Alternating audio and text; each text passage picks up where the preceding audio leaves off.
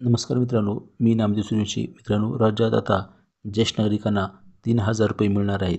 त्यासाठी मंत्रिमंडळ बैठकीमध्ये मुख्यमंत्री वयोश्री योजना लागू करण्यात आली आहे.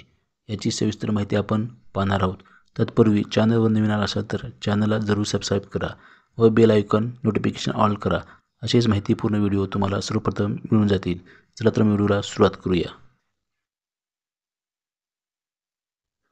ज्येष्ठ नागरिकांसाठी शासन संवेदनशील मुख्यमंत्री वयोश्री योजनेतून लाभ देणार.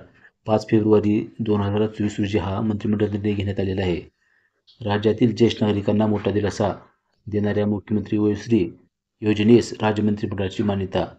2 लाख रुपये वार्षिक उत्पन्न मर्यादित 65 वर्षावरील ज्येष्ठ नागरिकांना याचा लाभ होणार आहे.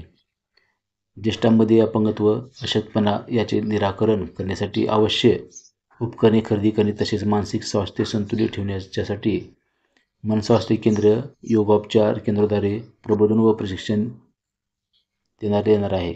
आरोग्य विभागामार्फत ज्येष्ठ नागरिकांचे सर्वेक्षण व स्क्रीनिंग करण्यात येऊन लाभार्थ्याची तपासणी करण्यात येईल आणि पात्र लाभार्थ्यांना 3,000 रुपये एकरकमी थेट लाभ त्यांच्या बँक खात्यामध्ये जमा करण्यात येणार आहे.